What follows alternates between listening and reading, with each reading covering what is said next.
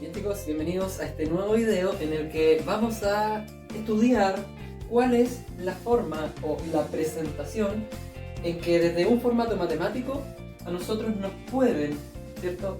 O se puede representar una onda senoidal. Esto es una onda senoidal. Usted me dirá, pero ¿cómo? Si esto es un montón de letras y números que en realidad no entiendo nada. Esto es una señal senoidal y yo se lo voy a explicar por qué. En cada vez que ustedes vean esta forma, inmediatamente piensen que es una señal senoidal, y como las señales senoidales, nosotros ya lo vimos, siempre se construyen a partir de el mismo método, ¿cierto? Que es la función seno. En este caso, inmediatamente al observar una función, ¿cierto? Con estas características, con esa forma, nosotros podemos dibujarla.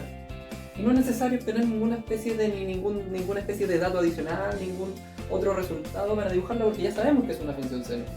Por lo tanto, yo la puedo dibujar así, partiendo, ¿cierto? Desde esta zona, que vale 0, y terminando en 0, pasando desde su valor máximo hasta su valor máximo negativo.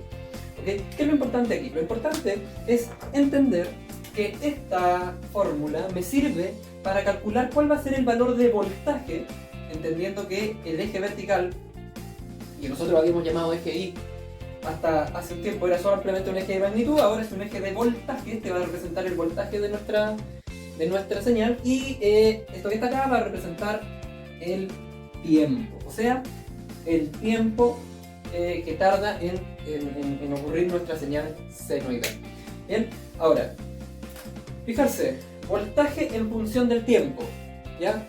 ¿Cuál será el voltaje en un tiempo determinado? Eso es lo que quiere decir esta función, por eso V, ¿cierto?, en función de t. Por lo tanto, si yo quiero saber cuál es el voltaje aquí,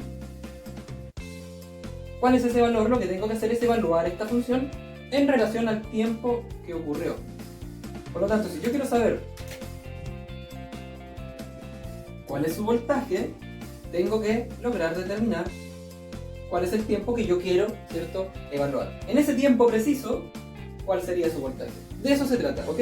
Entonces, el punto máximo va a estar representado por el EM, ¿bien?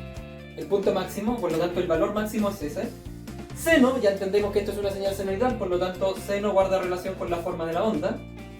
Bien, 2pi significa que tenemos una duración de 2pi en la línea temporal, y la frecuencia, ¿ok? Cuando hablamos de frecuencia nos vamos a referir a un valor que nos indica, ¿bien?, o que nos dice cuántos de estos ciclos ocurrieron en un tiempo determinado. Y en este caso el tiempo determinado que se utiliza es una constante, es un segundo. Por lo tanto, ¿cuántos ciclos de estos habrán ocurrido en un segundo? Eso no lo sé. Por lo tanto utilizo el valor de frecuencia para lograr determinarlo, ¿ok? Frecuencia que se va a calcular siempre como 1 partido el periodo. Pero qué rayos, ya me metieron otra letra. El periodo, ¿bien?, no es más sino que el tiempo que tarda en ocurrir un ciclo, ¿ok? Por lo tanto, si esto es un ciclo, todo el tiempo que dura desde que comienza hasta que termina, eso se denomina periodo, ¿ok? Y eso es todo. Bueno, este tiempo claramente es el mismo tiempo que yo pretendo evaluar en este instante. No es tan difícil. Vamos a ver un ejemplo, ¿ok? Aquí tenemos un ejemplo numérico ahora. Como pueden ver, tenemos nuestra fórmula en la que aparece el voltaje en función de un tiempo determinado, y nos dice que tenemos como EM 311 por seno de 100 pi por t, ¿ok? Entonces, ¿qué es lo que nosotros tenemos que hacer cuando nos enfrentamos a una situación como esta? Bien, graficar, porque ya sabemos que se trata de una función seno, ¿no? Ahí dice. Por lo tanto, lo que vamos a hacer es dibujar nuestra gráfica, colocar nuestra función seno, y de inmediato nosotros ya sabemos que el valor máximo, que es EM, se trata de 311. En este caso son 311 ¿qué? Voltios, ¿ok? Porque eso es lo que representa el valor máximo. Ahora el máximo negativo, que está aquí en la parte de abajo, es menos 311 voltios. Lo interesante de esto es que lo que vamos a hacer es hacer algunos cálculos para lograr determinar cuántas son las magnitudes de esta señal de tipo senoidal. Bien, entonces cuando llega el momento de hacer los cálculos para determinar cuáles son las magnitudes tanto verticales como horizontales de nuestra forma de onda, recuerden que una onda cenital es una forma de onda periódica, ¿ok? Entonces, nuestra forma de onda periódica va a tener algunos valores que van a ser representativos y que nosotros vamos a calcular siempre. En este caso van a ser 5, ¿ok?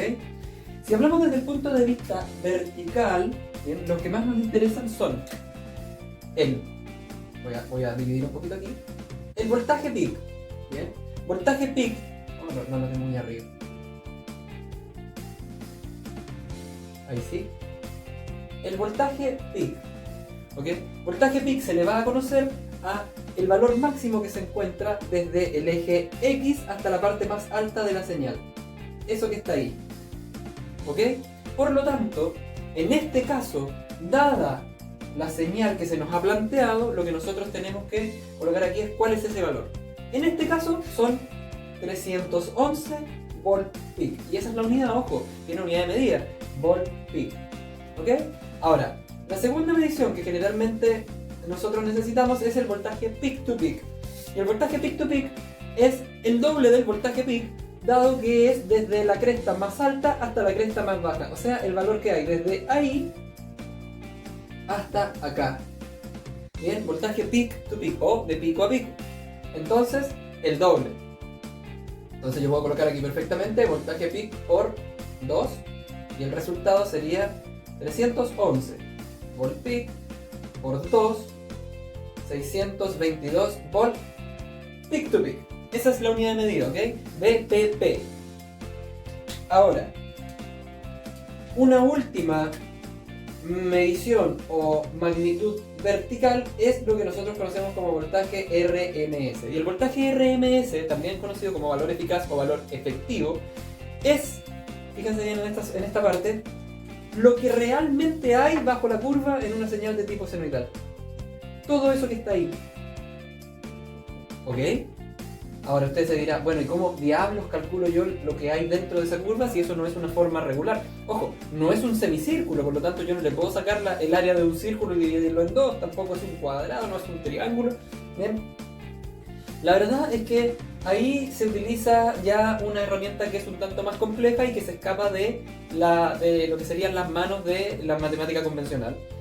Bien, para poderlo calcular ahí nosotros utilizamos cálculo integral. Pero, ojo, no es necesario en todas las veces, dado que existe una fórmula simplificada que nos permite hacer esa medición, ese cálculo. ¿Ok? En este caso, para poder saber todo lo que hay dentro del área, que se conoce como lo efectivo, basta con que yo tome el voltaje peak y lo divida en la raíz cuadrada de 2. ¿Ok? Entonces ustedes toman sus calculadoras y simplemente colocan 311 dividido raíz cuadrada de 2 y el resultado en este caso es 219,91 volt RMS. No sé si a alguno de ustedes les suena un tanto familiar o les parece conocido ese valor, 219,9. Bueno, quizás no, pero ¿y el 220? ¿220 volt les suena? Bien, estoy seguro que a muchos sí. 220 volt es el valor de voltaje efectivo que trae la electricidad domiciliaria hasta nuestras casas. ¿Ok? Por lo tanto, si ustedes se dan cuenta, bien, cuando nosotros decimos que en nuestras casas hay 220 voltios, en realidad hay mucho más, porque efectivos hay 220 voltios, pero de la parte más alta hasta la parte más baja de la señal, en realidad si uno tuviera un instrumento para medirla, mediría y nos daríamos cuenta de que en realidad hay cerca de 622 volt peak to peak y 311 volt peak. ¿Okay? Por lo tanto, cuando alguien toca el enchufe, en realidad lo que siente ya es son 311 volt peak durante un pequeño instante. ¿Okay? Eso se está explicando con 311 volt. ¿Okay? Así que eso sería la forma en que yo calculo los parámetros, ojo, verticales. ¿Ok? 3, voltaje peak, peak to peak y RMS. Luego vamos a calcular los horizontales. Bien, para calcular los valores horizontales, lo que tenemos que evaluar o considerar es cuánto dura esta señal senoidal en función del eje X, o sea, el tiempo. Por lo tanto, los valores horizontales siempre van a estar, ¿cierto? Siempre van a estar medidos en función del tiempo, ¿ok? Y uno de los parámetros fundamentales es el periodo. ¿Bien? En este caso, ¿cuánto tiempo ocurre desde que el ciclo inicia hasta que el ciclo termina? ¿Ok? Ustedes podrán decir, en realidad es fácil, bastante sencillo, si yo tuviera un instrumento lo podría medir, claro, pero en este caso no tengo un instrumento, lo que yo tengo es la representación matemática de mi señal. Por lo tanto, lo que tengo que hacer es fijarme en algún valor que guarde relación con una magnitud temporal, de tiempo. En este caso, la única es la frecuencia. ¿Bien? ¿Recuerdan que delante yo les había dicho que frecuencia era el resultado de dividir un segundo en el periodo? Eso significa que lo que yo estoy haciendo aquí es calcular cuántos ciclos ocurrieron en una cantidad de tiempo determinada, en un segundo. Por lo tanto, si yo quiero calcular el periodo, basta con que yo despeje la señal, en este caso la fórmula, ¿bien? Y voy a obtener que me queda todo lo contrario. Por lo tanto, para calcular periodo yo tengo que calcular, perdón, esto es una F pequeñita, ahí, frecuencia, tengo que calcular un segundo partido la frecuencia. Son fórmulas bastante sencillitas de recordar porque son iguales pero al revés. ¿Ok? Entonces ahora la pregunta es la siguiente. Fíjense, si mi fórmula original decía que la frecuencia se multiplicaba por 2pi, y aquí abajo no aparece la frecuencia, sino que aparece simplemente 100pi, significa que dentro de estos 100pi está oculta mi frecuencia. Por lo tanto, yo la puedo sacar de ahí, ¿ok? Ahora, ¿cómo lo voy a sacar? Bastante sencillo, porque si yo tengo 100pi y quiero despejar la frecuencia, simplemente tengo que tomar esos 100pi y dividirlos en 2pi. Porque si lo divido en 2pi voy a obtener este valor que está oculto, que es la frecuencia. Por lo tanto, pi dividiendo a pi se anulan. 100 partido en 2 es 50. Y como esto pareciera quedar adimensional, o sea, sin una magnitud, en realidad nosotros tenemos que recordar qué es lo que estamos calculando. ¿Ok? Lo que estamos calculando aquí es en realidad cuántos ciclos ocurren en un segundo. ¿Bien? Y la magnitud para medir frecuencia es Hertz.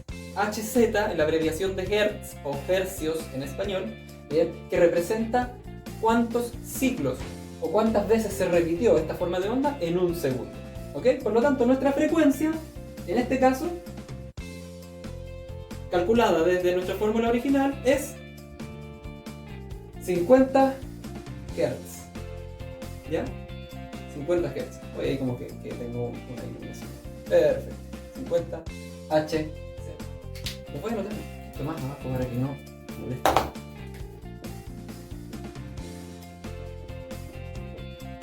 Ahí está, 50 Hz.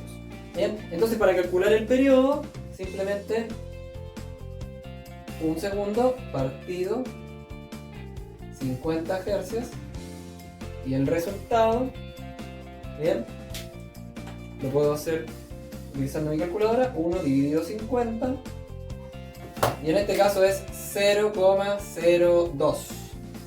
Bien, 0,02 ¿qué cosa? 0,02 segundos. ¿Qué quiere decir eso? Quiere decir que en realidad mi ciclo duró 0,02 segundos. Usted dirá, oh wow, eso es una cantidad de tiempo muy pequeñita así.